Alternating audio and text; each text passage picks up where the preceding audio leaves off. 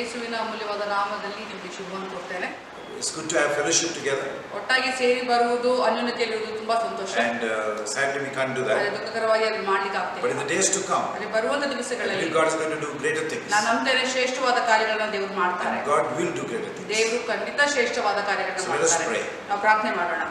Father, ತಂದೆಯೇ, we thank you that you are our Father. ನೀನು ನಮ್ಮ ತಂದೆಯಾಗಿದ್ದೀಯ. You are our own Father. ನೀನು ನಮ್ಮ ಸ್ವಂತ ತಂದೆ. You know all the sufferings of your people. ನಿನ್ನ ಜನರ ಎಲ್ಲಾ ಬಾಧೆಗಳನ್ನು ನೀನು You know all the mountains they are facing. ಅವರು ಎದುರಿಸುತ್ತಿರುವಂತ ಎಲ್ಲಾ ಪರ್ವತಗಳು ನಿನಗೆ ಗೊತ್ತಿದೆ. And you are the God who gives the answer when we cry out to you. ನಾವು ನಿನ್ನಲ್ಲಿ ಮೊರೆ ಇಡುವಾಗ ನೀನು ದೇವರಾಗಿದ್ದೀಯ ಎಂದು ಉತ್ತರ ಕೊಡುವಾಗ. Help us to pray like you want us to pray. ನಾವು ಯಾವ ರೀತಿಯಲ್ಲಿ ಪ್ರಾರ್ಥಿಸಬೇಕು ಅಂತ ಬಯಸ್ತೀವೋ ಆ ರೀತಿಯಾಗಿ ನಾವು ಪ್ರಾರ್ಥಿಸುವುದಕ್ಕೆ ಸಹಾಯ ಮಾಡು. Help us to understand prayer. ಪ್ರಾರ್ಥನೆಯನ್ನು ಅರ್ಥ ಮಾಡಿಕೊಳ್ಳುವುದಕ್ಕೆ ಸಹಾಯ ಮಾಡು. What happens when we pray? ನಾವು ಪ್ರಾರ್ಥಿಸುವಾಗ ಏನಾಗುತ್ತದೆ ಅಂತ. Lord, when we pray, ನಾವು ಪ್ರಾರ್ಥಿಸುವಾಗ you are listening to our prayer. ನೀವು ನಮ್ಮ ಪ್ರಾರ್ಥನೆಗೆ ಕಿವಿಗೊಡ್ತೀಯಾ? You understand our troubles. ನಮ್ಮ ಕಷ್ಟಗಳನ್ನ ನೀನು ಅರ್ಥ ಮಾಡ್ಕೊಳ್ತೀಯ. Even if you feel it or we don't feel it. ನಮಗೆ ಅನಿಸಿದ್ರು ಅನಿಸದೇ ಇದ್ರು. Your word says ನಿನ್ನ ವಚನವು ಹೇಳುತ್ತದೆ that you are concerned about us. ನೀನು ನಮ್ಮ ಬಗ್ಗೆ ಕಾಳಜಿ ವಹಿಸ್ತೀಯಾ? Father, this morning, ತಂದೆಯೇ ಮುಂಜಾನೆ as we gathered together, ನಾವು ಒಟ್ಟಾಗಿ ಸೇರಿ ಬಂದಿರುವಾಗ different places, ಬೇರೆ ಬೇರೆ ಸ್ಥಳಗಳಲ್ಲಿ we ask your presence. ನಾವು ನಿನ್ನ ಸಾನ್ನಿಧ್ಯಕ್ಕಾಗಿ We ಬೇಡ್ತೇವೆ. ask your presence. ನಿನ್ನ ಸಾನ್ನಿಧ್ಯಕ್ಕಾಗಿ Meet the need of your people. ನಿನ್ನ ಜನರ Let ಅಗತ್ಯತೆಗಳನ್ನು everyone go home rejoicing. ಪ್ರತಿಯೊಬ್ಬರು ಮನೆಗೆ ಹೋಗುವಾಗ ಸಂತೋಷದಿಂದ And ಹೋಗಲಿ. bless them with your peace. ಅವರನ್ನ ನಿನ್ನ ಸಮಾಧಾನದಿಂದ ಆಶೀರ್ವದಿಸು. In Jesus' name. ಯೇಸುವಿನ ನಾಮದಲ್ಲಿ. Amen. Amen. Okay, church, today ಸಭೆಯೇ I ಇವತ್ತು want to encourage you ನಿಮಗೆ ಉತ್ತೇಜನಪಡಿಸಲಿಕ್ಕೆ to ಇಷ್ಟಪಡ್ತೇನೆ. make you understand ನೀವು ಅರ್ಥ ಮಾಡಿಕೊಳ್ಳುವುದಕ್ಕೆ that the salvation you have received, ನೀವು ಹೊಂದಿಕೊಂಡಿರುವಂತ ರಕ್ಷಣೆ, it comes as a package. ಅದೊಂದು ಪ್ಯಾಕೇಜ್ ಮುಖಾಂತರ ಬರುತ್ತದೆ. Sometimes we are more bothered about our problems ಕೆಲವು ಬಾರಿ ನಾವು ನಮ್ಮ ಕಷ್ಟಗಳ ಬಗ್ಗೆ ಆಲೋಚನೆ ಜಾಸ್ತಿ and the ಮಾಡ್ತೇವೆ. troubles we are facing. ನಾವು ಎದುರಿಸುತ್ತಿರುವಂತ ಸಮಸ್ಯೆಗಳೇನಿವೆ We tend to forget ನಾವು ಮರ್ತೋಗ್ಬಿಡ್ತೀವಿ the one who loved us ನಮ್ಮನ್ನ ಪ್ರೀತಿಸಿದ ಆತನ ಬಗ್ಗೆ and who's ever willing to help us. ಯಾವಾಗಲೂ ಸಹಾಯ ಮಾಡೋದಕ್ಕೆ ಚಿತ್ತವುಳ್ಳವನ ಬಗ್ಗೆ. You know, the nature of God does not change. ದೇವರ ಒಂದು ಸ್ವಭಾವ ಗುಣಲಕ್ಷಣ ಬದಲಾಗುವುದಿಲ್ಲ. His nature is permanent. ಆತನ ಒಂದು ಸ್ವಭಾವ ಅದು ಯಾವ ನಿರಂತರವೂ ಇದ್ದ ಹಾಗೆ ಇರುವಂತದ್ದು. Man can fail us. ಮನುಷ್ಯ ನಮಗೆ ಸೋಲನ್ನು ಕೊಡಬಹುದು. God cannot fail us. ದೇವರು ನಮಗೆ ಸೋಲನ್ನು ಕೊಡುವುದಕ್ಕೆ ಸಾಧ್ಯವೇ ಇಲ್ಲ. So I want you to, if you have a Bible with you, ನಿಮ್ಮ ಸತ್ಯವೇದ ನಿಮ್ಮಲ್ಲಿದ್ರೆ turn to the book of Matthew, ಮತ್ತಾಯ ಬರೆದ ಸುವಾರ್ತೆಗೆ the ತಿರುಗಿಸಿ. first chapter, ಮೊದಲನೇ ಅಧ್ಯಾಯ 23rd verse. 23ನೇ ವಚನ. ಈಗೋ ಒಬ್ಬ ಕನ್ನಿಕೆಯು ಗರ್ಭಿಣಿಯಾಗಿ ಮಗನನ್ನು ಹಡೆಯುವಳು, ಆತನಿಗೆ ಇಮ್ಯಾನುವೇಲ್ ಎಂದು ಹೆಸರಿಡುವರು ಎಂಬುದು. ದೇವರು ನಮ್ಮ ಕೂಡ ಇದ್ದಾನೆಂದು ಈ ಹೆಸರಿನ ಅರ್ಥ. Yes, when you say Emmanuel, ನೀವು ಇಮ್ಯಾನುವೇಲ್ ಅಂತ ಹೇಳುವಾಗ God with us. ದೇವರು ನಮ್ಮ ಜೊತೆಯಲ್ಲಿ ಇದ್ದಾನೆ. So when you are praying, ನೀವು ಪ್ರಾರ್ಥಿಸುವಾಗ Jesus is with you. ಯೇಸು ನಿಮ್ಮ ಜೊತೆಯಲ್ಲಿ ಇದ್ದಾನೆ. The doubt will come in your mind. ಅನುಮಾನಗಳು ಬರುತ್ತೆ ನಿಮ್ಮ ಮನಸ್ಸಿನಲ್ಲಿ. No, I don't feel him here. ನನಗೆ ಆತನು ಇಲ್ಲ ಅನಿಸಿಕೆ ಆಗ್ತಿಲ್ಲ ಅಂತ. I don't think he will come to me. ನನಗೆ ಅನಿಸೋದಿಲ್ಲ ಆತನು ನನ್ನ ಬಳಿಗೆ ಬರ್ತಾನೆ. But the Bible says ಆದರೆ ಸತ್ಯವೇದವು he is ಹೇಳುತ್ತದೆ Emmanuel to all of us. ಆತನು ನಮ್ಮೆಲ್ಲರಿಗೂ ಇಮ್ಯಾನುವೇಲ್ That ಆಗಿದ್ದಾನೆ. means he is with you. ಅದರ ಅರ್ಥ ಆತನು ನಿಮ್ಮ ಜೊತೆಯಲ್ಲಿ ಇದ್ದಾನೆ. Believe it. ನಂಬಿ. Don't need to feel it. ಅದರ ಅನಿಸುವ ಅವಶ್ಯಕತೆ ಇಲ್ಲ. When you say Jesus, ನೀವು ಯೇಸು ಅಂತ you ಹೇಳುವಾಗ must understand ನೀವು ಅರ್ಥ ಮಾಡ್ಕೊಳ್ಬೇಕು God is with me. ದೇವರು ನನ್ನ ಜೊತೆಯಲ್ಲಿದ್ದಾನೆ. Now, if you look little back, ನೀವು ಇದರ ಹಿಂದೆ ನೋಡುವುದಾದ್ರೆ why God made man? ದೇವರು ಯಾಕೆ ಮನುಷ್ಯನನ್ನ ಉಂಟು ಮಾಡಿದ? Why God made man? ದೇವರು ಯಾಕೆ ಮನುಷ್ಯನನ್ನ ಉಂಟು ಮಾಡಿದ? As many servants of God say, ಎಷ್ಟೊಂದು ದೇವರ ಸೇವಕರು ಹೇಳಿದ ಹಾಗೆ God made man ದೇವರು ಮನುಷ್ಯನನ್ನ ಉಂಟು because he ಮಾಡಿದ. wants a family. ಯಾಕಂದ್ರೆ ಆತನು ಕುಟುಂಬ ಬೇಕು ಅಂತ We can't understand God. ಆ ಕುಟುಂಬ ಬೇಕು ಅಂತ ಅನ್ನೋದರ ಒಂದು ಕಾರಣಕ್ಕಾಗಿ ನಾವು ದೇವರನ್ನ ಅರ್ಥ ಮಾಡ್ಕೊಳ್ಳೋದಕ್ಕೆ ಸಾಧ್ಯವಿಲ್ಲ. God wants a family. ದೇವರಿಗೆ ಕುಟುಂಬ ಬೇಕಾ? He had angels. ದೇವದೂತರಿದ್ರು. He had everything. ಎಲ್ಲವೂ ಇದ್ದವು. But he wanted somebody in his own image. ಆದ್ರೆ ತನ್ನ ಸ್ವಂತ ಸ್ವರೂಪದಲ್ಲಿ ಯಾರನ್ನೋ ಇರಬೇಕು ಅಂತ ಬಯಸಿದ. That is a great, great mystery. ಅದೊಂದು ಶ್ರೇಷ್ಠವಾದ ಒಂದು ರಹಸ್ಯವಾಗಿದೆ. The all-sufficient God. ಎಲ್ಲ ಇರುವಂತ ಕರ್ತನು. He wants a family. ಆತನಿಗೆ ಒಂದು ಕುಟುಂಬ ಬೇಕು. And he created man. ಮತ್ತು ಆತನು ಮನುಷ್ಯನನ್ನು ಉಂಟು ಮಾಡಿದ. You know the story. ನಿಮಗೆ ಅದರ ಕಥೆ ಗೊತ್ತಿದೆ. Our first parents sinned against God. ನಮ್ಮ ಮೊದಲನೆಯ ಪೋಷಕರು ದೇವರ ವಿರುದ್ಧವಾಗಿ ಪಾಪ ಮಾಡಿದ್ರು. And they lost his presence. ಮತ್ತು ಆತನ ಒಂದು ಪ್ರಸನ್ನತೆಯನ್ನು ಕಳ್ಕೊಂಡ್ರು. But the grace of God, ಆದ್ರೆ ದೇವರ ಕೃಪೆ, he wants to be with us. ಆತನು ನಮ್ಮ ಜೊತೆಯಲ್ಲಿ ಇರಬೇಕು ಅಂತ ಬಯಸ್ತಾನೆ. So what he did, ಆತನ ಏನ್ ಮಾಡಿದ? he himself became a man. ಆತನೇ ಮನುಷ್ಯಧಾರಿಯಾದ. And came amidst of us. ಆತನು ನಮ್ಮ ಮಧ್ಯದಲ್ಲಿ ಬಂದ. So when you look at it in a technical manner, ನೀವು ಒಂದು ಟೆಕ್ನಿಕಲ್ ಆಗಿ ನೋಡುವುದಾದ್ರೆ, oh Jesus, God became man. ಒಂದು ದೇವರು ಮನುಷ್ಯನಾದ. He came and died. ಅವನು ಬಂದು ಸತ್ತ. But when you really go behind the emotion ಆದ್ರೆ ಭಾವನಾತ್ಮಕದ ಹಿಂದೆ ಹೋಗುವುದಾದ್ರೆ, you say he became man ನೀವು ಹೇಳುವುದಾದ್ರೆ ಆತನು ಮನುಷ್ಯನಾದ, because he is emotionally moved when he sees man. ಮನುಷ್ಯನನ್ನು ನೋಡುವಾಗ ಭಾವನಾತ್ಮಕವಾಗಿ ಆತನು ಚಲಿಸಲ್ಪಟ್ಟ. For example, ಉದಾಹರಣೆಗಾಗಿ in the book of Genesis, ಆದಿಕಾಂಡದಲ್ಲಿ if you see in the 6th chapter, 6ನೇ ಅಧ್ಯಾಯದಲ್ಲಿ ನೋಡುವುದಾದ್ರೆ 6th verse, 6ನೇ ವಚನ he says ಅದು ಹೇಳುತ್ತದೆ, that God felt the pain ದೇವರು ಆ ಒಂದು ನೋವನ್ನು when ಅನುಭವಿಸಿದ. people rejected him. ಜನರು ಆತನನ್ನ ತಿರಸ್ಕರಿಸುವಾಗ He was trying to bless them, ಆತನು ಪ್ರಯತ್ನ ಪಡ್ತಿದ್ದ ಆಶೀರ್ವಾದ but ಮಾಡುವುದಕ್ಕೆ. man wanted to go in his own pleasures. ಅದೇ ಮನುಷ್ಯ ತನ್ನ ಸ್ವಂತ ಇಚ್ಛೆಗಳ ಹಿಂದೆ ಹೋಗುವುದಕ್ಕೆ ಬಯಸಿದ. Till today, ಇವತ್ತಿನವರೆಗೂ it is the same. ಅದು ಹಾಗೆಯೇ ಇದೆ. It says in Isaiah 63:9, ಯೆಶಾಯ 63:9 ಅವರು ಶ್ರಮೆ ಪಡುತ್ತಿರುವಾಗೆಲ್ಲ ಆತನು ಶ್ರಮೆ ಪಟ್ಟನು. ಆತನ ಶ್ರೀಮುಖ ಸ್ವರೂಪ ದೂತನು ಅವರನ್ನು ರಕ್ಷಿಸಿದನು. ತನ್ನಲ್ಲಿನ ಮಮತೆಯಿಂದಲೂ ತಾಳ್ಮೆಯಿಂದಲೂ ಅವರನ್ನು ವಿಮೋಚಿಸಿ ಪುರಾತನ ಕಾಲದಲ್ಲೆಲ್ಲ ಎತ್ತಿಕೊಂಡು ಹೊರುತ್ತಾ ಬಂದನು. yes, so we see he suffered, ಆತನು ಭಾರಪಟ್ಟ. and we see again there are many scriptures. ಎಷ್ಟೊಂದು ವಚನಗಳುಂಟು. He suffers as a parent. ಆತನು ಒಬ್ಬ ಪೋಷಕನಾಗಿ He ಬಾಧೆಪಟ್ಟ. suffered when giving his son. ತನ್ನ ಮಗನನ್ನು ಕೊಡುವಾಗ ಆತನು ಬಾಧೆಪಟ್ಟ.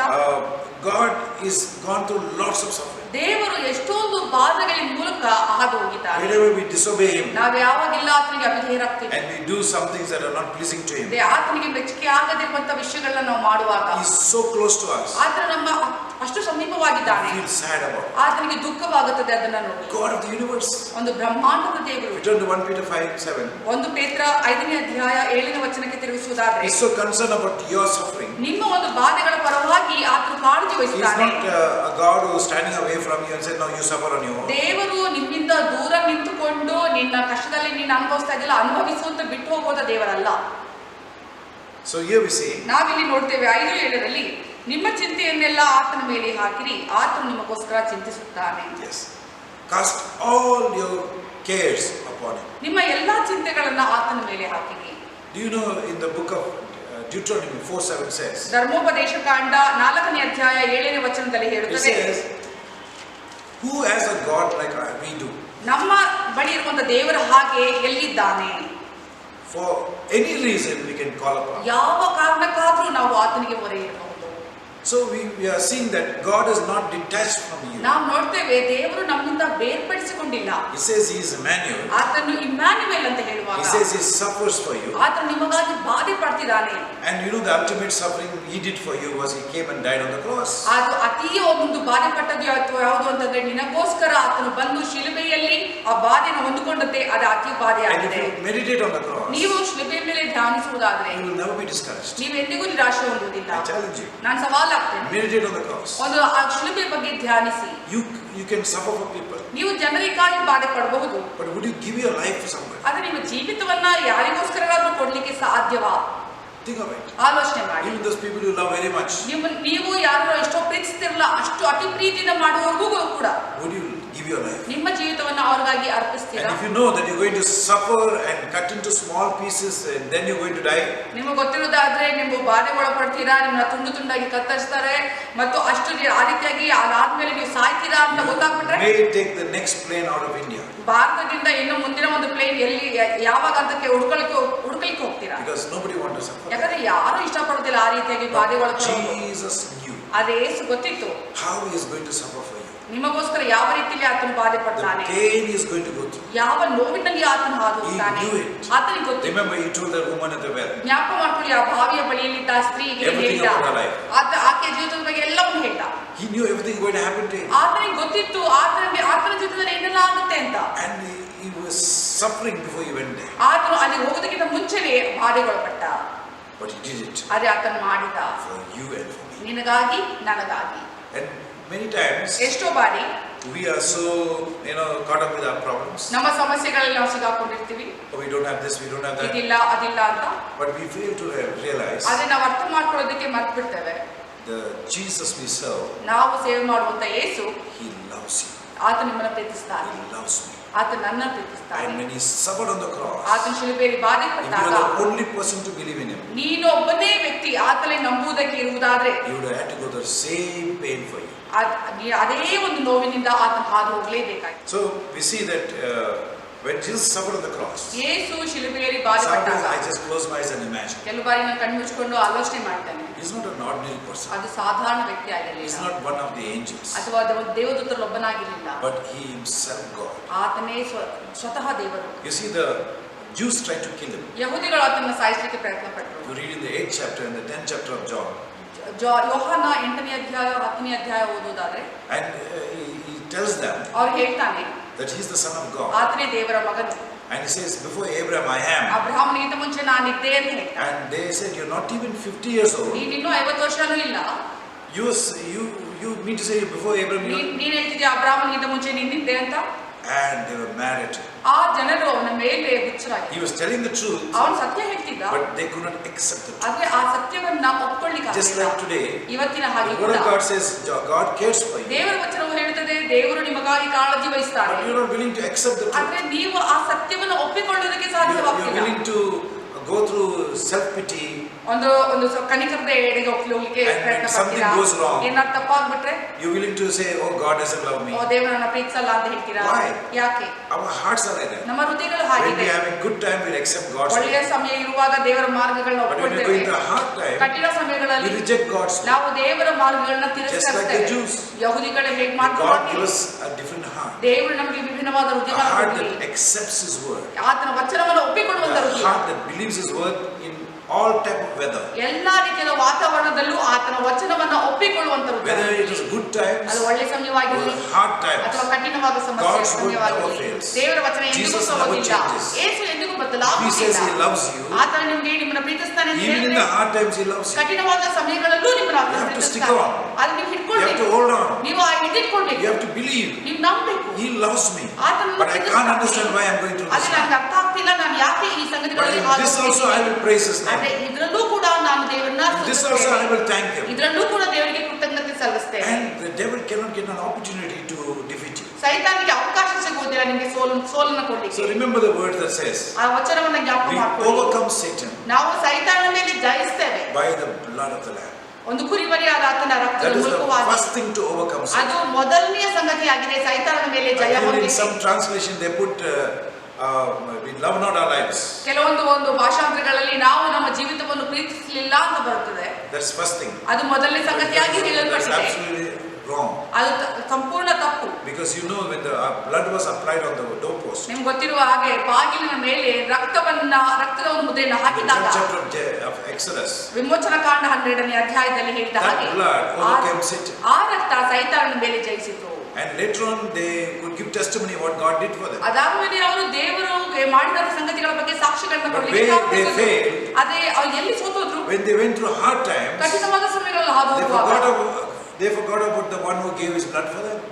ಅವರಿಗಾಗಿ ರಕ್ತವನ್ನ ಕೊಟ್ಟಂತವನನ್ನ ಅವರು ಮರೆತು They loved their lives. ತಮ್ಮ ಜೀವಿತವನ್ನು ಅವರು ಪ್ರೀತಿಸಿದ್ರು. And many of them died on the way. ಎಷ್ಟೋ ಜನರು ಆ ಮಾರ್ಗದಲ್ಲೇ ತೀರ್ಬೋದು. May we ನಾವು be fully guaranteed in our hearts. ನಮ್ಮ ಹೃದಯದಲ್ಲಿ ಸಂಪೂರ್ಣ ಭರವಸೆಯಿಂದ ಇರುವಂತೆ The God of heaven, ಒಂದು ಪರಲೋಕದ who ದೇವರು was before Abraham, ಅಬ್ರಹಾಮನಿಗಿಂತ ಮುಂಚೆ ಇದ್ದವನು, He became man ಆತನು ಮನುಷ್ಯಧಾರಿಯಾದ, and He gave His life for me. ತನ್ನ ಜೀವಿತವನ್ನು ನನಗಾಗಿ That's ಅರ್ಪಿಸಿದ. sufficient. ಅದಷ್ಟೇ ಸಾಕು For me, ನನಗಾಗಿ. success lies before me. ಯಶಸ್ಸು ನನ್ನ ಮುಂದೆ ಇದೆ.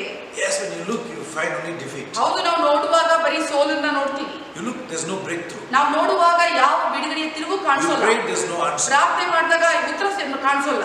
Is the blood telling a lie? ಆದ್ರೆ ರಕ್ತವು ಸುಳ್ಳು ಹೇಳ್ತಿದ್ಯಾ? No. ಇಲ್ಲ. It is crying out for you. ಆದ್ರೆ ನಿನಗಾಗಿ ಮೊರೆ ಇಡ್ತಾ It ಇದೆ. is loving you. ಅದು ನಿಮ್ಮನ್ನು ಪ್ರೀತಿಸ್ತಾ ಇದೆ. It is praying for you. ಅದು ನಿಮಗಾಗಿ ಒಂದು ಪ್ರಾರ್ಥಿಸ್ತಾ The ಇದೆ. Bible says the blood of Jesus speaks better than the blood of Abel. ಸತ್ಯವೇದವು ಹೇಳುತ್ತದೆ ಏಬೇಲಿನ ರಕ್ತಕ್ಕಿಂತಲೂ ಮಿಗಿಲಾಗಿ ಯೇಸುವಿನ ರಕ್ತವು ಅದು ಶಕ್ತವಾಗಿದೆ. So when ಬೇಡ್ಕೊಳ್ತಾನೆ. you look at the cross, ಒಂದು ಶಿಲುಬೆಯಲ್ಲಿ you see ನೋಡುವಾಗ Jesus as Savior. ಯೇಸು ಒಬ್ಬ ರಕ್ಷಕನಾಗಿ. So all through our life, ನಮ್ಮ ಜೀವಿತದ ಎಲ್ಲ till Jesus comes, ಯೇಸು ಬರುವವರೆಗೂ we must not fail to remember ನಾವು ಮರಿಬಾರದು. He loved me ಆತನನ್ನು ಪ್ರೀತಿಸಿದ, and He gave His life for ತನ್ನ me. ಜೀವಿತವನ್ನು ನನಗಾಗಿ ಅರ್ಪಿಸಿದ. The love of Jesus ಯೇಸುವಿನ ಪ್ರೀತಿ is too deep for a human being to understand. ಒಬ್ಬ ಮನುಷ್ಯನು ಅರ್ಥ ಮಾಡಿಕೊಳ್ಳುವುದಕ್ಕೆ ತುಂಬಾ ಆಳವಾಗಿದೆ. In the 5th chapter of Romans it says, ರೋಮಾಪುರ for 5ನೇ a good ಅಧ್ಯಾಯ, man one will die, ಒಬ್ಬ ಒಳ್ಳೆಯ ವ್ಯಕ್ತಿಗಾಗಿ ಒಬ್ಬ ಶತ್ರು ಸಾಯ್ಬಹುದು, but ಆದ್ರೆ For a sinner, ಒಬ್ಬ ಪಾಪಿಗಾಗಿ nobody will. ಯಾರು ಕೂಡ ಸಾಯಲ್ಲ. That much Jesus loves us. ಅಷ್ಟು ಮಟ್ಟಿಗೆ ನಮ್ಮನ್ನು So no matter what you are going through, ನೀವು ಏನೆಲ್ಲಾ ಸಂಗತಿಗಳು ಹಾದು ಹೋದ್ರು ಕೂಡ keep on confessing. ಮತ್ತೆ ಮತ್ತೆ ಅರಿಕೆ ಮಾಡಿ, Jesus loves me. ಯೇಸುವನ್ನು ಪ್ರೀತಿಸುತ್ತಾರೆ. So one day one girl asked the pastor, ಒಂದು ದಿನ ಒಂದು ಹುಡುಗಿ ಸಭಾಪಾಲಕರು ಕೇಳ್ತಾಳೆ, Pastor, how to know Jesus loves me? ಸಭಾಪಾಲಕರೇ ಹೇಗೆ ಗೊತ್ತಾಗುತ್ತೆ ಯೇಸು ನಮ್ಮನ್ನು So ಪ್ರೀತಿಸುತ್ತಾರೆ? he told her, you go home ಅವರು ಹೇಳಿದ್ರು ಆಕೆಗೆ, This Sunday, ಈ ಭಾನುವಾರ till next Sunday, ಮುಂದಿನ ಭಾನುವಾರ keep saying to yourself, ನಿನಗೆ ಹೇಳ್ಕೊಳ್ತಾ ಇರು, Jesus loves me. ಯೇಸು Jesus ನನ್ನ loves me. ಪ್ರೀತಿಸ್ತಾರೆ, ಯೇಸು ನನ್ನ See, ಪ್ರೀತಿಸ್ತಾರೆ. when you keep saying Jesus loves me, ನೀವು ಮತ್ತೆ ಮತ್ತೆ ಹೇಳುವಾಗ ಯೇಸು ನನ್ನ suddenly the ಪ್ರೀತಿಸ್ತಾರೆ, Holy Spirit will enlighten you ಇದಕ್ಕಿದ್ದಂಗೆ ಒಂದು ಪವಿತ್ರಾತ್ಮನು ನಿಮಗೆ ಅವನು ಪ್ರಕಾಶಮಾನವಾಗಿ ತೋರಿಸ್ತಾನೆ about Calvary. ಒಂದು ಕಲ್ವಾರಿಯ ಬಗ್ಗೆ, ಒಂದು Calvary is true. ಒಂದು ಕಲ್ವಾರಿ ನಿಜವಾಗಿದ್ರೆ Be sure, ಅದು ಖಚಿತವಾಗಿ no matter what you're going ನೀವು through, ಏನೆಲ್ಲ ಹಾದು ಹೋದ್ರು Jesus loves you. ಯೇಸು ನಿಮ್ಮನ್ನ ಪ್ರೀತಿಸ್ತಾರೆ, Jesus loves you. ಯೇಸು ನಿಮ್ಮನ್ನ ಪ್ರೀತಿಸ್ತಾರೆ. He never stops loving you. ಆತ ನಿಮ್ಮನ್ನ ಪ್ರೀತಿಸುವುದನ್ನು ಎಂದಿಗೂ ನಿಲ್ಲಿಸುವುದಿಲ್ಲ. Isaiah 49:15 says, ಯೆಶಾಯ 49:15 ಹೇಳುತ್ತದೆ, even if a mother forget her nursing child, ಒಬ್ಬ ತಾಯಿ ಒಂದು ಎಲೆಗೂಸನ್ನು ಕೂಡ ಮರೆತರೂ ಕೂಡ I will not forget you. ನಾನು ನಿನ್ನನ್ನ ಮರೆಯುವುದಿಲ್ಲ. So when you see all these words of promise, ಈ ವಚನಗಳೆಲ್ಲವೂ ವಾಗ್ದಾನ ಮಾಡೋದು ನಾವು ನೋಡ್ತೀವಿ. you got to accept it. ನೀವು ಅದನ್ನ ಒಪ್ಪಿಕೊಳ್ಬೇಕು. Don't be like the Jewish people. ಯಹೂದಿ ಜನರ ರೀತಿಯಲ್ಲಿ ಆಗಬೇಡಿ. They saw Jesus. ಅವರು ಯೇಸುವನ್ನು They ನೋಡಿದ್ರು, saw his miracles. ಆತರ ಅದ್ಭುತಗಳನ್ನ ನೋಡಿದ್ರು, He did wonderful miracles. ಅದ್ಭುತವಾದ ಸಂಗತಿಗಳನ್ನ But ಮಾಡಿದ. they could not accept. ಆದ್ರೆ ಅದನ್ನ ಅವರು ಒಪ್ಕೊಳ್ಳಿಕ್ಕೆ ಸಾಧ್ಯವಾಗಲಿಲ್ಲ. Pray that you will accept the ನಾನು word. ಪ್ರಾರ್ಥಿಸ್ತೇನೆ, ನೀವು ವಚನವನ್ನು ನೀವು No matter how you're feeling. ನೀವು ಏನನ್ನ ಅನಿಸಿಕೆ Even if you get up from where you are staying, ನೀವು sitting, ಕುಳಿತಿರುವ ಜಾಗದಿಂದ ಎದ್ದೊಳ್ಳುವಾಗ You go ಕೂಡ, home. ನೀವು ಮನೆಗೆ your ಹೋಗುವಾಗ feelings ಕೂಡ feel like God rejects you. ನಿಮ್ಮ ಅನಿಸಿಕೆಗಳು ಹೇಳುವುದಾದ್ರೆ ದೇವರು ನಿನ್ನ ತಿರಸ್ಕರಿಸಿದ್ದಾನೆ. You must say, ಅದು ನೀವು ಹೇಳ್ಬೇಕು. He has forgiven me ಆತ ನನ್ನ ಕ್ಷಮಿಸಿದ್ದಾನೆ by His precious blood, ಆತನ ಅಮೂಲ್ಯವಾದ ರಕ್ತದಿಂದ, and He loves me. ಆತ ನನ್ನನ್ನು ಪ್ರೀತಿಸುತ್ತಾನೆ. So we see in the book of Revelation 12:11, ಒಂದು ಪ್ರಕಟಣೆ 12ನೇ ಅಧ್ಯಾಯ 11ನೇ ವಚನದಲ್ಲಿ ಅವರು ಜಯಿಸಿದರು Satan ಸೈತಾನನನ್ನ first with the blood. ಮೊದಲನೇದಾಗಿ ಆ ರಕ್ತದ So ಮೂಲಕವಾಗಿ. when you're reading a Kannada ನೀವು translation, ಕನ್ನಡ ಒಂದು ಭಾಷಾಂತರ ಓದುವಾಗ remember blood is first. ಜ್ಞಾಪಕ ಮಾಡ್ಕೊಳ್ಳಿ, ರಕ್ತ ಕುರಿಯಾದಾಗ ರಕ್ತ ಮೊದಲು. When you have a deliverance, ನೀವು ಬಿಡುಗಡೆ ಇರುವಾಗ, then you have testimony, ಬಿಡುಗಡೆ ಒಂದಾದ್ಮೇಲೆ ಸಾಕ್ಷಿ ಇರುತ್ತೆ. then temptations come ಒಂದು ಶೋಧನೆಗಳು ಬಂದಾಗ to take you away from God. ದೇವರಿಂದ ದೂರ ಸರಿಯುವಂತೆ You ಮಾಡುವುದು, stand by the word of God. ಅದು ದೇವರ ವಚನದಲ್ಲಿ And you don't ನಿಂತುಕೊಳ್ಬೇಕು. love your life. ನಿಮ್ಮ ಜೀವಿತವನ್ನ ಪ್ರೀತಿಸಿದ್ರೆ. Okay. So the second point, ಎರಡನೇ ಅಂಶ, Jesus Yesu is, you must understand, ನೀವು ಅರ್ಥ ಮಾಡ್ಕೊಳ್ಬೇಕು, He completely crushed Satan. ಸೈತಾನನ ಸಂಪೂರ್ಣವಾಗಿ ಜಜ್ಜಿದನು. In the book of Hebrews 2nd chapter, ಇಬ್ರಿದವರಿಗೆ 2ನೇ ಅಧ್ಯಾಯದಲ್ಲಿ the 14th verse, 14ನೇ ವಚನದಲ್ಲಿ ಹೇಳಿದೆ, ಇದಲ್ಲದೆ ಮಕ್ಕಳು ರಕ್ತಮಾಂಸಧಾರಿಗಳಾಗಿರುವುದರಿಂದ ಆತನು ಅವರಂತೆಯೇ ಆದನು, ತನ್ನ ಮರಣದಿಂದಲೇ ಮರಣಾಧಿಕಾರಿಯನ್ನು ಅಂದರೆ ಸೈತಾನನನ್ನು ಅಡಗಿಸಿ ಬಿಡುವುದಕ್ಕೂ. yeah. So you see, Jesus ನಾವಿಲ್ಲಿ ನೋಡ್ತೇವೆ, came as a savior to you, ಆತನು ಒಬ್ಬ ರಕ್ಷಕನಾಗಿ ನಿಮ್ಮ ಬಳಿಗೆ ಬಂದ. but He not only came for you, ನಿಮಗಾಗಿ ಮಾತ್ರ ಬಂದದಲ್ಲದೆ He came for Satan also. ಆತನ ಸೈತಾನಿಗೋಸ್ಕರನೂ ಕೂಡ ಬಂದ. Because of Satan, ಸೈತಾನನಿಂದಲೇ the whole world is in problem. ಇಡೀ ಪ್ರಪಂಚ ಸಮಸ್ಯೆಯಲ್ಲಿದೆ. He wanted to completely defeat him. ಆತನ ಸಂಪೂರ್ಣವಾಗಿ ಸೋಲಿಸಬೇಕು ಅನ್ನುವಂಥದ್ದು ಆತನ ಬಯಕೆ ಆಗಿದೆ. And in Colossians 2:14 and 15 says, ಕೊಲೊಸ್ಸದವರಿಗೆ 2ನೇ ಅಧ್ಯಾಯ 14 ಮತ್ತು 15ನೇ did ವಚನ, Jesus do that? ಯೇಸು ಅದನ್ನ ಮಾಡಿದ. Did He able to defeat him? ಆತನು ಸೈತಾನನನ್ನ ಸೋಲಿಸುವುದಕ್ಕೆ ಆಯ್ತಾ? 100%. 100%. 2:14-15 ಆತನು ನಮ್ಮ ಅಪರಾಧಗಳನ್ನೆಲ್ಲ ಕ್ಷಮಿಸಿ ನಮ್ಮ ಮೇಲೆ ದೋಷಾರೋಪಣೆ ಮಾಡಿದಂತ ಆಜ್ಞಾರೂಪವಾಗಿದ್ದಂತ ಪತ್ರವನ್ನು ಕೆಡಿಸಿ ಅದನ್ನು ಶಿಲುಬೆಗೆ ಜಡಿದು ಇಲ್ಲದಂತಾಗ ಮಾಡಿದನು. ಆತನು ದೊರೆತನಗಳನ್ನು ಅಧಿಕಾರಗಳನ್ನು ನಿರಾಯುಧರನ್ನಾಗಿ ಮಾಡಿ ಜಯ ಉತ್ಸವ ಮಾಡುತ್ತಾನೋ ಎಂಬಂತೆ ಶಿಲುಬೆಯ ಮೇಲೆ ಅವುಗಳನ್ನು ಜಯಿಸಲ್ಪಟ್ಟವುಗಳನ್ನಾಗಿ ಮೆರೆಸುತ್ತಾ ತೋರಿಸಿದನು. Whatever witchcraft, ಯಾವುದೇ ಮಾಟತಂತ್ರದಲ್ಲಿ, whatever devil can do, ಸೈತಾನ ಏನೇ ಮಾಡಿದ್ರು he can't touch the children of God. ಆತನು ದೇವರ ಮಕ್ಕಳನ್ನ ಮುಟ್ಲಿಕ್ಕೆ ಸಾಧ್ಯವಿಲ್ಲ. There is no witchcraft against Jacob. ಅವನು ಯಾಕೋಬನ ವಿರುದ್ಧ ಯಾವ ಮಾಟತಂತ್ರವಿಲ್ಲ. That's a promise. ಅದು ವಾಗ್ದಾನ. In Numbers 23:23. Aranya Kanda 23:23ರಲ್ಲಿ. So if you are frightened of witchcraft, ನೀವು ಮಾಟತಂತ್ರದ ಬಗ್ಗೆ ಹೆದರಿಕೆ ಇದ್ರೆ, you are frightened of the devil, ಅದರ್ಥ ಸೈತಾನನ ಬಗ್ಗೆ ಹೆದರಿಕೆ ಇದೆ, that fear has no foundation. ಆ ಭಯಕ್ಕೆ ಯಾವ ಅಡಿಪಾಯ ಅನ್ನೋದಿಲ್ಲ. If you have Jesus with you, ನಿಮ್ಮಲ್ಲಿ ಯೇಸುವಿದ್ರೆ all the demons in hell are defeated.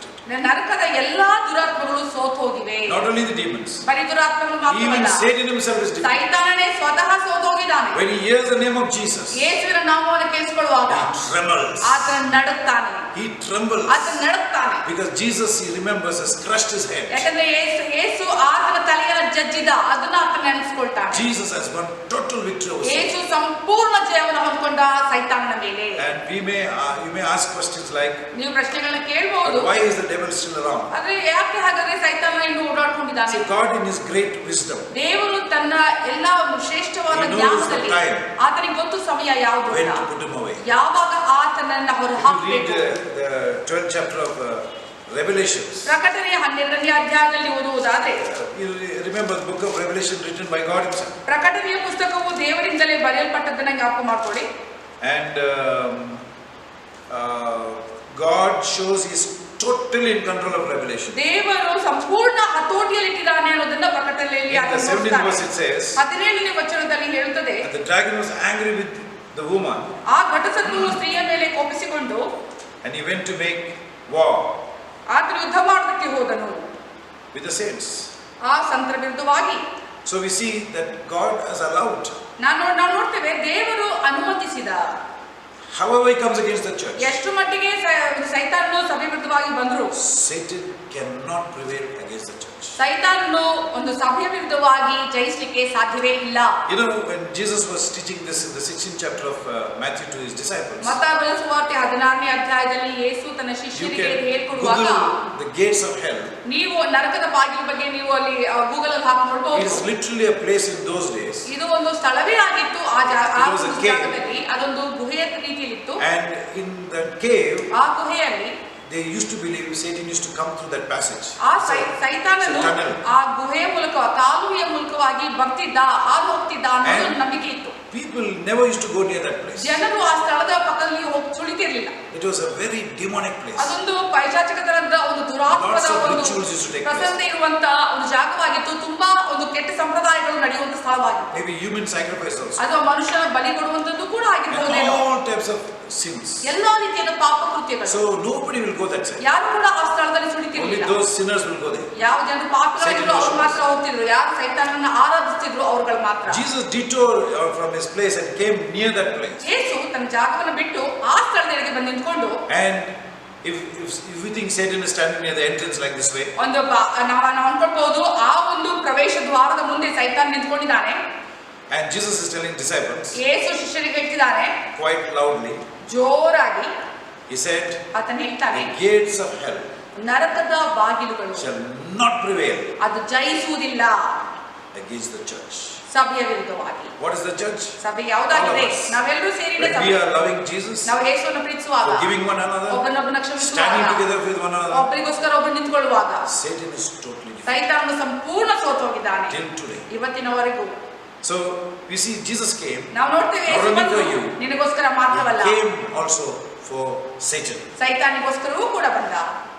Praise God. ದೇವರ ನಾಮಕ್ಕೆ He ಸ್ತೋತ್ರ. came to build his church, ಆತನು ತನ್ನ ಸಭೆಯನ್ನು ಕಟ್ಟುವುದಕ್ಕೆ and ಬಂದ. he came to destroy Satan. ಆತನು ಸೈತಾನನನ್ನ ನಾಶಪಡಿಸುವುದಕ್ಕೆ ಬಂದ. And it is done. ಮತ್ತು ಅದು ಹಾಗೆಯೇ ಆಯಿತು. And we see when you put your faith in Jesus, ನೀವು ನಿಮ್ಮ ನಂಬಿಕೆಯನ್ನು ಯೇಸುವಿನ ಮೇಲೆ ಇಟ್ಟಾಗ you will have the authority ನಿಮಗೆ ಅಧಿಕಾರವಿರುತ್ತದೆ to cast out demons. ಒಂದು ದುರಾತ್ಮಗಳನ್ನು Now ಓಡಿಸುವುದಕ್ಕೆ. if you look at in the book of 1 Timothy, 1 Timothy ಪುಸ್ತಕದಲ್ಲಿ ನಾವು The first ನೋಡುವುದಾದರೆ chapter. ಮೊದಲನೇ ಅಧ್ಯಾಯ, we must understand one thing. ನಾವು ಒಂದು ಸಂಗತಿ ಅರ್ಥ ಮಾಡ್ಕೊಳ್ಬೇಕು. Jesus came ಯೇಸು ಬಂದರು to save sinners. ಪಾಪಿಗಳನ್ನ ಕಾಪಾಡುವುದಕ್ಕೆ. He came to save sinners. ಆತನು ಪಾಪಿಗಳನ್ನ ಕಾಪಾಡುವುದಕ್ಕೆ ಬಂದ. What is the work of the church now? ಸಭೆಯ ಒಂದು ಕೆಲಸ ಈಗ ಏನಾಗಿದೆ? The church need to do what Jesus did in 19:10 of Luke. ಒಂದು 19ನೇ ಅಧ್ಯಾಯ 10ನೇ ವಚನ ಲೂಕನು ಬರೆದ ಸುವಾರ್ತೆಯಲ್ಲಿ ಯೇಸು ಏನು ಮಾಡಿದ್ರೋ ಅದನ್ನೇ ಸಭೆ ಇವತ್ತು You ಮಾಡಬೇಕಾಗಿದೆ. say you are a believer. ನೀವು ಹೇಳಿದ್ರೆ ನೀವು ವಿಶ್ವಾಸಿ My ಅಂತ. question to you, ನನ್ನ ಪ್ರಶ್ನೆ ನಿಮಗಾಗಿ, have you led one soul to the Lord? ಒಂದು ಆತ್ಮವನ್ನಾದ್ರೂ ಯೇಸುವಿನೆಡೆಗೆ ನಡೆಸಿದ್ದೀರಾ? Have you won a soul to the Lord? ಒಂದು ಆತ್ಮನಾದ್ರೂ ಗೆದ್ದಿದ್ದೀರಾ? Surely you can win. ನಿಜವಾಗಿಯೂ ನೀವು ಅದನ್ನ ಗೆಲ್ಲಬಹುದು. Don't look at yourself. ನಿಮ್ಮನ್ನ ನೀವು ನೋಡಕ್ ಹೋಗ್ಬೇಡಿ. Look at Jesus. ಯೇಸುವಿನೆಡೆಗೆ ನೋಡಿ. And tell him, ಆತನಿಗೆ ಹೇಳಿ, Lord, ಕರ್ತನೇ, this year ಈ ವರ್ಷ I don't want one soul. ನಾನು ಒಂದು ಆತ್ಮ I want 10 souls. ನಾನು ಬರೀ ಒಂದು ಆತ್ಮ ಮಾತ್ರ ಅಲ್ಲ, 10 ಆತ್ಮಗಳು ಬೇಕು. Ask as much faith you have. ನಿಮ್ಮ ನಂಬಿಕೆ ಎಷ್ಟಿದೆ ಎಷ್ಟಿದೆಯೋ ಅಷ್ಟು ಮಟ್ಟಿಗೆ ನೀವು ಕೇಳಿ. If the church begin to ask, ಸಭೆ ಕೇಳೋದಕ್ಕೆ ಪ್ರಾರಂಭಿಸಿದ್ರೆ things will begin to change. ಒಂದು ಸಂಗತಿಗಳು ಬದಲಾಗೋದಕ್ಕೆ ಪ್ರಾರಂಭಿಸುತ್ತವೆ. I want you to remember. ನಾನು ಒಂದು ಸಂಗತಿ ಜ್ಞಾಪಕ ಮಾಡಬೇಕು ಬಯಸ್ತೇನೆ. ನೀವು ಪ್ರೀತಿಸಲ್ಪಟ್ಟಿದ್ದೀರಾ. Yes, Jesus came for you. ಯೇಸು ನಿಮಗಾಗಿ ಬಂದರು. Yes, now you are in the church. ಹೌದು, ನೀವು ಈಗ ಸಭೆಯಲ್ಲಿದ್ದೀರಾ. Yes, the gates of hell will not prevail ಹೌದು, against you. ನರಕದ ಬಾಗಿಲುಗಳು ನಿನ್ನ ವಿರುದ್ಧವಾಗಿ ಜಯಿಸಲಿಕ್ಕೆ ಸಾಧ್ಯವಿಲ್ಲ. Oh, yes, Jesus destroyed the devil. ಹೌದು, ಯೇಸು ಸೈತಾನನನ್ನು ನಾಶಪಡಿಸಿದ. But what about the people who have never heard about this? ಆದ್ರೆ ಈ ಸತ್ಯಗಳನ್ನ ಕೇಳದೇ ಇರುವಂತ ಜನರ ಬಗ್ಗೆ ಏನು? And how do you go to them? ಹೇಗೆ ನೀವು ಅವ್ರ ಬಳಿ ಹೋಗ್ತೀರಾ? So when you go to them, ನೀವು ಅವ್ರ ಬಳಿಗೆ ಹೋದಾಗ they are already facing some other direction. ಅವರು ಯಾವುದೋ ಒಂದು ಮಾರ್ಗದೆಡೆಗೆ ಅವ್ರು ನೋಡ್ತಿರ್ತಾರೆ. Don't depend on your strength. ನಿಮ್ಮ ಬಲದ ಮೇಲೆ ಆತ್ಕೊಳ್ಬೇಡಿ. Depend on Jesus. ಯೇಸುವಿನ ಮೇಲೆ ಆತ್ಕೊಳ್ಳಿ. Lord, ಹೇಳಿ ಕರ್ತನಿಗೆ, I'm going to speak to this person. ಕರ್ತನೇ, ಈ ವ್ಯಕ್ತಿ ಜೊತೆ ನಾನು ಮಾತನಾಡಿದ್ದೀನಿ. Give me the words to share. ನನಗೆ ಮಾತುಗಳನ್ನು ಕೊಡು ಹಂಚಿಕೊಳ್ಳುವುದಕ್ಕೆ. Jesus never condemned any religion. ಯೇಸು ಯಾವ ಧರ್ಮವನ್ನ ಖಂಡಿಸಲಿಲ್ಲ. You search the Bible. ನೀವು ಸತ್ಯವೇದವನ್ನು ಹುಡುಕಿದ್ರು ಕೂಡ Jesus spoke about himself. ಯೇಸು ತನ್ನ ಬಗ್ಗೆ He ಮಾತನಾಡಿದ. said, I am the way, the truth, and ಆತನು the life. ಹೇಳಿದ, ನಾನೇ ಮಾರ್ಗ ಸತ್ಯ ಜೀವ ಆಗಿದ್ದೇನೆ. He never condemned anything. He only condemned the Pharisees. ಯಾವುದನ್ನು ಕೂಡ ಆತನು ಖಂಡಿಸಲಿಲ್ಲ. ಆತನು ಫರಿಸಾಯರನ್ನು ಖಂಡಿಸಿದ. They were Jewish leaders. ಅವರು ಯಹೂದಿಯ ನಾಯಕರಾಗಿದ್ದರು. He condemned the Sadducees. ಅವರು ಸದ್ದುಕಾಯರನ್ನ ಆತನು ಖಂಡಿಸಿದ. He loved the sinners. ಆದರೆ ಪಾಪಿಗಳನ್ನು ಆತನು So ಪ್ರೀತಿಸಿದ. in the book of 1 Timothy, 1 ತಿಮೋಥಿಯಲ್ಲಿ ನಾವು ನೋಡುವುದಾದ್ರೆ we see in the 15th verse, 15ನೇ ವಚನದಲ್ಲಿ ನಾವು ನೋಡ್ತೇವೆ, this is a faithful saying ಇದು ಒಂದು ನಂಬತಕ್ಕಂತ and ವಾಕ್ಯವಾಗಿದೆ worthy of all acceptance. ಮತ್ತು ಎಲ್ಲ ಸರ್ವಾಂಗೀಕಾರಕ್ಕೂ As ಯೋಗ್ಯವಾಗಿದೆ. Christ Jesus came into this world ಕ್ರಿಸ್ತ ಯೇಸು ಈ ಪ್ರಪಂಚಕ್ಕೆ ಬಂದನು to save sinners, ಪಾಪಿಗಳನ್ನು ರಕ್ಷಿಸುವುದಕ್ಕೋಸ್ಕರ. of whom I am chief. ಆ ಪಾಪಿಗಳ ಮಧ್ಯದಲ್ಲಿ ನಾನು ಮುಖ್ಯ ಪಾಪಿ ನಾನೇ So ಆಗಿದ್ದೇನೆ. I want you, dear church, ನಾನು ನಿಮ್ಮ ಬಯಸ್ತೇನೆ ಪ್ರಿಯ ಸಭೆಯೇ, you're going to share the gospel with somebody. ಯಾವತ್ತಿನಾರು ನೀವು ಸುವಾರ್ತೆನ ಹಂಚಿಕೊಳ್ಬೇಕಾದ್ರೆ ಹೋಗುವಾಗ First prepare. ಮೊದಲನೇದಾಗಿ ಸಿದ್ಧಪಡಿಸ್ಕೊಳ್ಳಿ. First prepare ಮೊದಲನೇದಾಗಿ by ಸಿದ್ಧಪಡಿಸ್ಕೊಳ್ಳಿ prayer, ಪ್ರಾರ್ಥನೆಯಿಂದ, with your tears. ಕಣ್ಣೀರಿನಿಂದ. Oh Jesus, ಓ ಯೇಸುವೆ, give me one soul. ನಾನು ಒಂದು ಆತ್ಮವನ್ನು ಕೊಡು. Keep on asking him. ಕೇಳ್ಕೊಳ್ತಾ ಇರಿ ಆತನಲ್ಲಿ. You will come across suddenly. ನೀವು ಇದಕ್ಕಿದ್ದಾಗಿ ಕಂಡುಕೊಳ್ಬೇಕು. Whoever it may be. ಯಾರೇ ಆಗಿರಲಿ, God loves everyone. ದೇವರು ಎಲ್ಲರನ್ನೂ ಪ್ರೀತಿಸ್ತಾರೆ. And I would start to tell them, ನಾನು ಅವ್ರಿಗೆ ಪ್ರಾರಂಭಿಸ್ತೇನೆ ಹೇಳುವುದಕ್ಕೆ, I got good news for you. ನಾನು ನಿಮಗಾಗಿ ಒಂದು ಶುಭ ಸುದ್ದಿಯನ್ನು ಹೇಳ್ತೇನೆ. God loves you. ದೇವರು ನಿಮ್ಮನ್ನು ಪ್ರೀತಿಸ್ತಾರೆ. And I will explain to them about Jesus died. ನಾನು ಅವ್ರಿಗೆ ವಿವರಿಸಿ ಹೇಳ್ತೇನೆ, ಯೇಸು ಸತ್ರು, He was buried. ಆತನು ಉಣ್ಣಲ್ಪಟ್ಟ, He rose again. ಆತನು ಮತ್ತೆ ಜೀವಂತವಾಗಿ That is ಬಂದ. the power of God. ಅದೇ ದೇವರ And ಶಕ್ತಿಯಾಗಿದೆ. I shared that to them. ನೀವು ಅದನ್ನು ಹಂಚಿಕೊಳ್ಳುವಾಗ Bless them. ಅವನ ಆಶೀರ್ವದಿಸಿ And go your way. ಮತ್ತು ನಿಮ್ಮ ಮಾರ್ಗದಲ್ಲಿ ಹೊರಟೋಗ್ಬಿಡಿ. Keep on doing it. ನೀವು ಅದನ್ನು ಮಾಡ್ತಾ ಇರಿ. What will happen? ಏನಾಗುತ್ತೆ? The word has power. ಒಂದು ವಚನಕ್ಕೆ ಶಕ್ತಿ ಇದೆ. The word of God is full of power. ದೇವರ ವಚನವು ತುಂಬಾ ಶಕ್ತಿಯಿಂದ Hebrews ಕೂಡಿದಾಗಿದೆ. 4 tells you that. ಹೀಬ್ರದವರಿಗೆ 4ನೇ ಅಧ್ಯಾಯ 12ನೇ ವಚನವು ಹೇಳುತ್ತದೆ, ಇದು ಸತ್ತಂತ ವಚನವಲ್ಲ, It's a living word. ಅದು ಒಂದು ಜೀವಂತವಾದ Once ವಾಕ್ಯ. the living word enter into their heart, ಜೀವಂತವಾದ ವಾಕ್ಯ ಅವರ ಹೃದಯದಲ್ಲಿ ಪ್ರವೇಶ ಮಾಡುವಾಗ suddenly they, from the children of Satan, ಅವರು ಸೈತಾನನ ಮಕ್ಕಳಿಂದ they become children of God. ಅವರು ದೇವರ ಮಕ್ಕಳಾಗಿ ಮಾರ್ಪಡ್ತಾರೆ. Their lives will be changed. ಅವರ ಜೀವಿತವು ಬದಲಾಗುತ್ತದೆ. Their sins will be gone. ಅವರ ಪಾಪಗಳು ಹೋಗಿದೆ. They will repent. ಅವರು ಪಶ್ಚಾತ್ತಾಪ ಪಡ್ತಾರೆ. And we get to receive the answer. ನಾವು ಒಂದು ಉತ್ತರವನ್ನು ಪಡ್ಕೊಳ್ತೀವಿ. Now, lastly I want to say, ಕಡೆಯದಾಗಿ ಹೇಳಿಕೆ ಬಯಸ್ತೇನೆ, you know Jesus. ನೀವು ಯೇಸು ಗೊತ್ತಿದೆ, You know He loves you. ಆತನನ್ನು ಪ್ರೀತಿಸ್ತಾನೆ ಗೊತ್ತಿದೆ, You know He died for you. ಆತ ನಿಮಗಾಗಿ ಸತ್ತಿದ್ದಾನೆ He came ಗೊತ್ತಿದೆ, for sinners. ಆತನ ಪಾಪಿಗಳಿಗಾಗಿ ಬಂದ. So when you have received Him, ನೀವು ಆತನನ್ನು ಸ್ವೀಕರಿಸಿದಾಗ, whether you feel it or not, ನಿಮಗೆ ಅನ್ನಿಸ್ಲಿ ಅನ್ನಿಸದೇ ಇರಲಿ, give Him away to somebody. ಆತನನ್ನ ಯಾರಿಗಾದ್ರೂ ಕೊಡಿ. Tell others about what He has done good for you. ಬೇರೆಯವರಿಗೆ ಹೇಳಿ, ನಿಮ್ಮ ಜೀವಿತದಲ್ಲಿ ದೇವರು ಯಾವತ್ತೇ ಒಳ್ಳೆದನ್ನ ಮಾಡಿದ್ದಾನೆ ಅಂತ. Here's a leper is healed. ಇಲ್ಲಿ ಒಬ್ಬ ಕುಷ್ಠರೋಗಿ ಗುಣ ಹೊಂದಿದ. And Jesus told him, ಯೇಸು ಆತನಿಗೆ ಹೇಳಿದ, ಸುಮ್ನಿರು, don't tell anybody. ಯಾರಿಗೂ ಹೇಳ್ಬೇಡ. But he went everywhere ಆದ್ರೆ ಎಲ್ಲಾ ಕಡೆ ಹೋದ. and said to the others, ಬೇರೆಯವ್ರಿಗೆ ಹೋಗಿ ಹೇಳಿದ, Jesus did this for me. ಯೇಸು ನನಗಾಗಿ ಇದನ್ನು ಮಾಡ್ದ. You have a greater miracle. ನಿಮ್ಮಲ್ಲಿ ಅದಕ್ಕಿಂತ ಶ್ರೇಷ್ಠವಾದ ಅದ್ಭುತ You have ಆಗಿದೆ. eternal life. ನಿಮಗೆ ನಿರಂತರ ಜೀವಿತ ಸಿಕ್ಕಿದೆ. Go and tell it out. ಹೋಗಿ ನಮಗೆ ಹೇಳಿ, Share it. ಅದನ್ನ ಹಂಚ್ಕೊಳ್ಳಿ. Don't be silent about it. ಅದ್ರ ಬಗ್ಗೆ ನಿಶಬ್ದವಾಗಿ You do not know when it will come back. ನಿಮಗೆ ಗೊತ್ತಿಲ್ಲ ಅದು ಯಾವಾಗ ಹಿಂದಿರುಗಿ ಬರುತ್ತದೆ ಅಂತ. One day, one student met me. ಒಬ್ಬ ವಿದ್ಯಾರ್ಥಿ ಒಂದು ದಿನ ಭೇಟಿ ಮಾಡಿದ್ರು. By the time I already left karate, ಆ ಸಮಯದಲ್ಲಿ ನಾನು ಕರಾಟೆನ ಬಿಟ್ಟೆ ಆಗಿತ್ತು. he met me maybe 4 years later. 4 ವರ್ಷ ಆದ್ಮೇಲೆ ಆತ ನನ್ನ ಭೇಟಿ ಆಗಿರ್ಬೋದು. And I had hundreds of students. ನೂರಾರು ಒಂದಷ್ಟು ವಿದ್ಯಾರ್ಥಿಗಳಿದ್ರು ನನ್ನ I could not remember everyone's face. ಎಲ್ಲರೂ ಮುಖ ನನಗೆ ಜ್ಞಾಪಕ ಇರಲಿಲ್ಲ. So he said, sir, you remember me? ಆತನ ಹೇಳ್ತಾನೆ, ಸರ್ ನನ್ ಜ್ಞಾಪಕ ಇದೆಯಾ? So I looked at him and said, yeah. ನಾನು ನಾನು ನೋಡ್ಬಿಟ್ಟು ಹೇಳ್ದೆ ಜ್ಞಾಪಕ Something I ಬರ್ತಿಲ್ಲ, remember. ಏನೋ ಸ್ವಲ್ಪ ಜ್ಞಾಪಕ ಬರ್ತದೆ ಅಂತ. Because this looks familiar. ಅವನ ಮುಖ ಗೊತ್ತಿರೋ ಹಾಗೆ ಕಾಣಿಸ್ತಿತ್ತು. He's saying to me, ಅವನು ಹೇಳ್ತಾನೆ, sir, I was your student. ನಾನು ನಿನ್ನ ವಿದ್ಯಾರ್ಥಿ ಆಗಿದ್ದೆ, You shared the word with me. ನೀ ನನ್ನ ಜೊತೆಯಲ್ಲಿ ಆ ವಾಕ್ಯವನ್ನು ಹಂಚ್ಕೊಂಡ್ರಿ, Jesus changed my life. ಯೇಸು ನನ್ನ ಜೀವಿತವನ್ನು ಬದಲಾಯಿಸಿದ್ರು. What a joy. ಎಂತ ಸಂತೋಷ. Like that I had lots of people who came and told me. ಆ ರೀತಿಯಾಗಿ ಎಷ್ಟೋ ಜನರಿದ್ದಾರೆ ನನಗೆ ಬಂದು ಹೇಳ್ತಾರೆ. Jesus' word is the same. ಯೇಸುವಿನ ವಾಕ್ಯ The same word is in your mouth. ಅದೇ ವಾಕ್ಯ ನಿನ್ನ ಬಾಯಲ್ಲಿದೆ. The same word you share it. ಅದೇ ವಾಕ್ಯವನ್ನು ನೀವು ಹಂಚಿಕೊಳ್ಳುವಾಗ It will take root someday and it will come back with fruit. ಎಲ್ಲಿಯಾದರೂ ಅದು ಬೇರೂರುತ್ತದೆ, ಅದು ಫಲವನ್ನ ಕಾಣುವಂತೆ It ಮಾಡುತ್ತದೆ. says, I think so in Psalms 126. ಕೀರ್ತನೆ 126 6th verse you can read. 5 ಮತ್ತು 6ನೇ ವಚನ ನೀವು ಓದಬಹುದು. They that sow in tears, ಅಳುತ್ತಾ ಬಿತ್ತುವವರು they shall reap in joy. ಹಾಡುತ್ತಾ ಕೊಯ್ಯುವರು. He that goeth forth and weeps, ದುಃಖಿಸುತ್ತಾ ಬೀಜವನ್ನು ತೆಗೆದುಕೊಂಡು ಹೋಗುವವನು, bearing precious seed, ಒಂದು ಅಮೂಲ್ಯವಾದ ಬೀಜವನ್ನು ಹೊತ್ಕೊಂಡು ಹೋಗುವನು, will come again, ವಾಪಸ್ ಬರ್ತಾನೆ rejoicing, ಸಂತೋಷ ಪಡ್ತಾ, and bring the sheaves with him. ಸಿಗುಡುಗಳನ್ನು ಹೊತ್ತುಕೊಂಡು ಬರುತ್ತಾನೆ. Just think of it. ಸಭೆ ಆಲೋಚನೆ ಮಾಡಿ, Pray sincerely. ನೀವು ಪ್ರಾಮಾಣಿಕವಾಗಿ ಪ್ರಾರ್ಥನೆ ಮಾಡುತ್ತೆ ಒಂದು ಆಳವಾಗಿ, The Lord will give you an harvest. ಕರ್ತನು ನಿಮಗೆ ಕೊಯ್ಲನ್ನು ಕೊಡ್ತಾನೆ. What a joy. ಎಂತ ಸಂತೋಷ. In heaven one day, ಪರಲೋಕದಲ್ಲಿ there will ಒಂದಿನ be so many people ಎಷ್ಟೋ ಜನ ಇರ್ತಾರೆ, who believe because of your word. ಅವರು ನಿಮ್ಮ ಮಾತುಗಳಿಂದ Don't waste your life. ನಿಮ್ಮ ಜೀವಿತವನ್ನು ವ್ಯರ್ಥ Don't say ಮಾಡಬೇಡಿ. you don't have any work to ನೀವು do. ಹೇಳಬೇಡಿ ನನ್ನ ಜೀವಿತದಲ್ಲಿ ಏನ್ ಕೆಲಸವೂ You ಇಲ್ಲ. are employed for the work of the kingdom. ದೇವರ ರಾಜ್ಯದ ಒಂದು ಕೆಲಸಕ್ಕಾಗಿ ನೀವು ಕೆಲಸಗಾರನಾಗಿ ತೆಗೆದುಕೊಳ್ಳಲ್ಪಟ್ಟಿದ್ದೀರಾ. You will get paid also. ನಿಮಗೆ ಸಂಬಳವೂ ಸಿಗುತ್ತದೆ. God will bless you. ದೇವರು ನಿಮ್ಮನ್ನು ಆಶೀರ್ವದಿಸ್ತಾರೆ. That's his promise. ಅದು ಆತನ ವಾಗ್ದಾನ. I have no time to go through it. In the 4th chapter of John you can read it. ಯೋಹಾನ ಬರೆದ ಸುವಾರ್ತೆ 4ನೇ ಅಧ್ಯಾಯದಲ್ಲಿ ನೀವು ಅದನ್ನು He ಓದಬಹುದು. says those who reap will receive wages.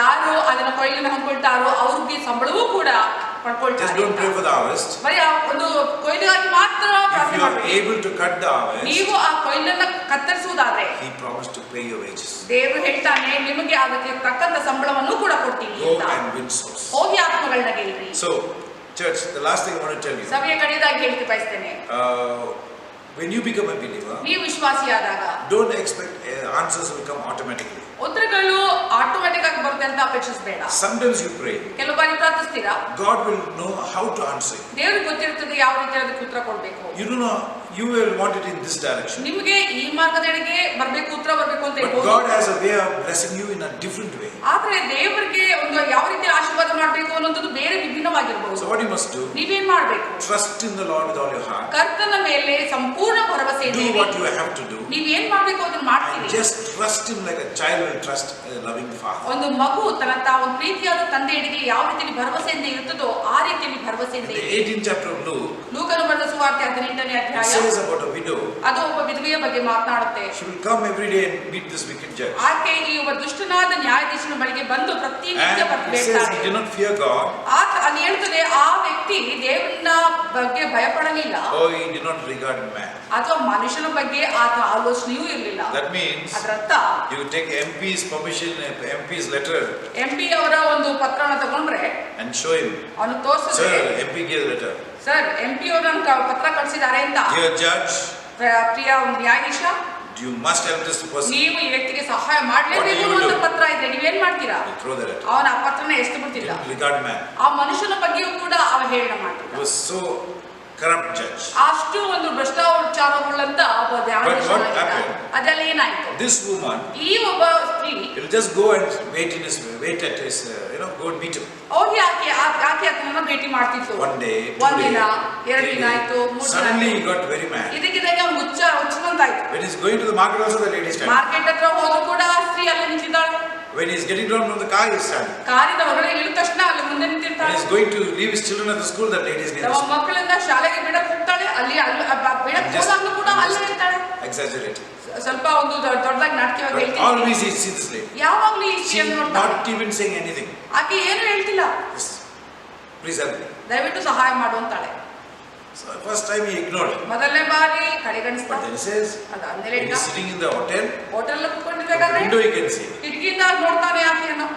Wow, O, she's too much. ತುಂಬಾ ಜಾಸ್ತಿ ಆಯ್ತಿದ್ದು. She's going to do like this. I'm going to get ಈ sick. ರೀತಿಯಾಗಿ ಪ್ರತಿತ್ಯ ಮಾಡುವುದಾದ್ರೆ ನಿಜವಾಗ್ಲೂ ನಾನು ಕಾಯಿಲೆ ಒಳಗಾಗ್ತೀನಿ So ಅಂತ. call her next time. ಸರಿ, ಮುಂದಿನ ಬಾರಿ Come here. ಕೊಟ್ಟ, ಬಾಯ್ಲಿ What do you want? ಏನ್ ಬೇಕು ನಿನ್ಗೆ? Take it. ಸರಿ, ತಗೋ ಅಂತ ಕೊಟ್ಟ. And it says here, ಅಲ್ಲಿ ಹೇಳುತ್ತದೆ ವಚನ, yet because, 5th verse, yet because the widow troubles me, I will avenge her, lest her continually coming she weary me. ಆದರೆ ಈ ವಿಧವೆ ನನ್ನನ್ನು ಕಾಡುತ್ತಾ ಬರುವುದರಿಂದ ಈಕೆಯ ನ್ಯಾಯವನ್ನು ವಿಚಾರಿಸಿ ತೀರ್ಪು ಮಾಡುವೆನು, ಇಲ್ಲವಾದರೆ ಈಕೆಯು ಬಂದು ಕಡೆಗೆ ನನ್ನನ್ನು ದಣಿಸಾಳು ಎಂದು ತನ್ನೊಳಗೆ ಅಂದುಕೊಂಡನು. And he says, 6th verse. 6ನೇ ವಚನ And the Lord said, hear what the unjust judge says. ಕರ್ತನು ಹೇಳ್ತಾನೆ, ಇಲ್ಲಿ ಅನ್ಯಾಯಗಾರನಾದ ನ್ಯಾಯಾಧಿಪತಿ ಹೇಳಿದ್ದನ್ನ ನೋಡಿ. And shall not God avenge his own elect, which cry day and night to him, though he bear long with them? ದೇವರಾದುಕೊಂಡವರು ಆತನಿಗೆ ಹಗಲು ರಾತ್ರಿ ಮೊರೆ ಇಡುವಲ್ಲಿ ಆತನು ಅವರ ವಿಷಯದಲ್ಲಿ ತಡ ಮಾಡಿದರೂ ಅವರ ನ್ಯಾಯವನ್ನು ತೀರಿಸದೇ ಇರುವನೇ? I tell you that he will. ನಾನು ಹೇಳ್ತೇನೆ, ಅವರಿಗೆ ಬೇಗ ನ್ಯಾಯ ತೀರಿಸುವನೆಂದು ನಿಮಗೆ ಹೇಳುತ್ತೇನೆ. So, but it says, nevertheless, ಆದ್ರೂ ಕೂಡ when the Son of Man comes, ದೇವರ ಮಗನು ಬಂದಾಗ will he find faith? ಈ ಭೂಮಿಯಲ್ಲಿ ನಂಬಿಕೆಯನ್ನು ಕಾಣ್ತಾನ? Church, that's a question. ಇದೇ ಪ್ರಶ್ನೆ ಇದೆ. Are you regular in the church? ನೀವು ಸಭೆಗೆ ಯಥಾ ಪ್ರಕಾರ If you're not regular in the church, ಸತತವಾಗಿ ಬರ್ತಿಲ್ಲ, it shows your faith has a problem. ಅದು ನಿಮ್ಮ ನಂಬಿಕೆಯಲ್ಲಿ ಸಮಸ್ಯೆ ಇದೆ ತೋರಿಸುತ್ತೆ. You're not believing. ನೀವು ನಂಬ್ತಿಲ್ಲ, You give account to God. ನೀವು ದೇವರಿಗೆ ಲೆಕ್ಕ You're ಒಪ್ಪಿಸ್ತೀರಿ. not believing the best advice he has given to you ನೀವು ನಂಬ್ತಿಲ್ಲ, ನಿಮಗಾಗಿ ಒಂದು ಉತ್ತಮವಾದ ಒಂದು ಸಲಹೆಯನ್ನು ಕೊಟ್ಟಿದ್ದಾರೆ, is to attend fellowship.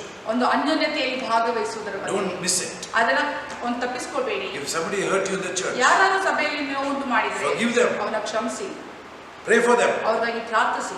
Don't run away from God's will. ದೇವ ಚಿತ್ತದಿಂದ ದೂರ ಓಡೋಬೇಡಿ. And when you pray, ನೀವು ಪ್ರಾರ್ಥಿಸುವಾಗ the answer doesn't come immediately. ಉತ್ತರ ಅದೇ ಸಮಯದಲ್ಲಿ ಬರ್ದೇ ಇರಬಹುದು. Remember the story. ಅದೇ ಈ ಕಥೆಯನ್ನು ಜ್ಞಾಪಕ Even though you ಮಾಡಿಕೊಳ್ಳಿ. are elected by God, ನೀವು ದೇವರಿಂದ ಆಯ್ಕೆ ಮಾಡಲ್ಪಟ್ಟಂತವರಾಗಿದ್ದರೂ even though ಕೂಡ, God has chosen you, ದೇವರು ನಿಮ್ಮನ್ನ ಆರಿಸಿದ್ರು ಕೂಡ the prayer is delayed. ಆ ಪ್ರಾರ್ಥನೆ ತಡವಾಗಿದೆ, The answer is delayed. ಉತ್ತರ ಒಂದು ತಡವಾಗಿದೆ. Don't give up. ಅಲ್ಲಿ ಬಿಟ್ಕೊಡ್ಬೇಡ, Keep on praying. ಮತ್ತೆ ಪ್ರಾರ್ಥಿಸ್ತಾ ಇರು. If the answer doesn't come, ಉತ್ತರ ಬರ್ಲಿಲ್ಲ ಅಂದ್ರೆ remember the story. ಜ್ಞಾಪಕ ಮಾಡ್ಕೊಳ್ಳಿ ಈ ಕಥೆನ. Go again and pray. ಹೋಗಿ ಮತ್ತೆ ಪ್ರಾರ್ಥನೆ The answer doesn't come, ಉತ್ತರ ಬರ್ಲಿಲ್ಲ ಅಂದ್ರೆ fast and pray. ತಿರುಗಿ ಉಪವಾಸ ಪ್ರಾರ್ಥನೆ ಮಾಡು. Something good is going to happen. ಅದು ಒಳ್ಳೆ ಸಂಗತಿ ಆಗ್ಲಿಕ್ಕೆ, There is going to be breakthrough in your life. ನಿಮ್ಮ ಜೀವಿತದಲ್ಲಿ ಬಿಡುಗಡೆ ತಿರುವು ಆಗ್ಲಿಕ್ಕೆ God has a breakthrough for you. ದೇವರು ನಿಮಗಾಗಿ ಬಿಡುಗಡೆಯನ್ನು ಇಟ್ಟಿದ್ದಾನೆ. Go after him. ಅದು ಹಿಂದೆ ಹೋಗಿ Seek him with all your ಆತನನ್ನ heart. ಹುಡುಕಿರಿ ನಿಮ್ಮ ಸಂಪೂರ್ಣ Till you ಹೃದಯದಿಂದ. find him. ಆತನನ್ನ Don't ಕಂಡುಕೊಳ್ಳುವವರೆಗೂ stop. ನಿಲ್ಲಿಸಬೇಡಿ.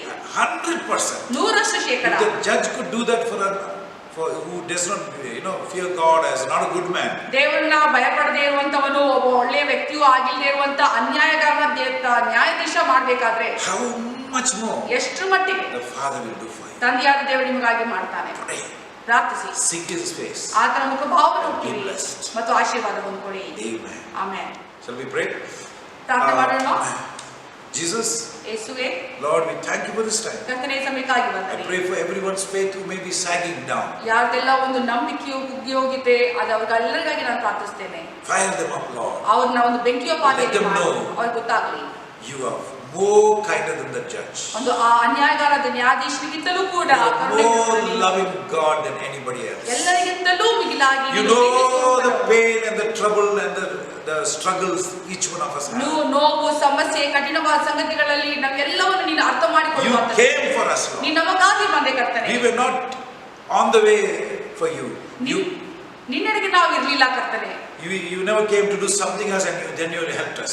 ನೀನು ಏನೋ ಮಾಡ್ಲಿಕ್ಕೆ ಬಂದ್ಬಿಟ್ಟು ಅದಾದ್ಮೇಲೆ ನಮ್ಮನ್ನ ಕಂಡುಕೊಂಡು ಸಹಾಯ You ಮಾಡ್ಲಿಕ್ಕೆ came to ಬಂದಿಲ್ಲ. help us. ಆದ್ರೆ ನೀನು ನಮಗಾಗಿ You came to ಸಹಾಯ die for ಮಾಡ್ಲಿಕ್ಕೆ us. ಬಂದೆ, ನಮಗಾಗಿ You ಸಾಯಲಿಕ್ಕೆ rose up ಬಂದೆ. from the grave for our sakes. ಸಮಾಧಿಯಿಂದ ಎದ್ದೇಳಿದೆ ನಮಗೋಸ್ಕರ. How much more ಎಷ್ಟು ಮಟ್ಟಿಗೆ you will not do for us? ನೀನು ನಮಗಾಗಿ ಮಾಡುವುದಿಲ್ಲ. According to Romans 8:32, ರೋಮಾಪುರ 8ನೇ ಅಧ್ಯಾಯ it says, 30ನೇ after ವಚನ, giving his only son, ತನ್ನ ಸ್ವಂತ ಮಗನನ್ನೇ ಕೊಟ್ಟಾದ would ಮೇಲೆ not he give you all things? ಎಲ್ಲಾ ಸಂಗತಿಗಳನ್ನು ಆತನು ಕೊಡುವುದಿಲ್ಲ. Oh, people of little faith, ಒಂದು ಕಡಿಮೆ ನಂಬಿಕೆ ಇರುವಂತ ಜನರೇ, Lord, change our faith. ಕರ್ತನೆ ನಮ್ಮ ನಂಬಿಕೆಯನ್ನು Help us ಬದಲಾಯಿಸು. to have more faith. ನಮಗೆ ಸಹಾಯ ಮಾಡು, ಹೆಚ್ಚಿನ ನಂಬಿಕೆಯನ್ನು Strengthen our faith, Lord. ನಮ್ಮ ನಂಬಿಕೆಯನ್ನು ಬಲಗೊಳಿಸು. Victory, victory, victory all the Jaya time. ಜಯ ಜಯ ಯಾವಾಗಲೂ Victory over every church member, Lord. ಎಲ್ಲ ಸಭೆಯ ಸದಸ್ಯರ ಮೇಲೆ ಜಯ. Victory in every area of their life, ಪ್ರತಿಯೊಂದು Lord. ಅವರ ಜೀವಿತದ ಕ್ಷೇತ್ರಗಳಲ್ಲಿ ಜಯ. Open the doors that have been closed, oh God. ಯಾವುದೆಲ್ಲ ಮುಚ್ಚಲ್ಪಟ್ಟಿದೆಯೋ ದ್ವಾರಗಳನ್ನು ಅದನ್ನು ತೆರೆಯು. Release the job they need, oh God. ಅವರು ಬೇಕಿರುವಂತ ಕೆಲಸಗಳನ್ನ ಬಿಡುಗಡೆ ಮಾಡು. Release the finance they need, oh God. ಹಣಕಾಸು ಬೇಕಿರುವುದನ್ನ ಬಿಡುಗಡೆ ಮಾಡು. Meet the health needs, oh God. ಅವರ ಆರೋಗ್ಯವಾದ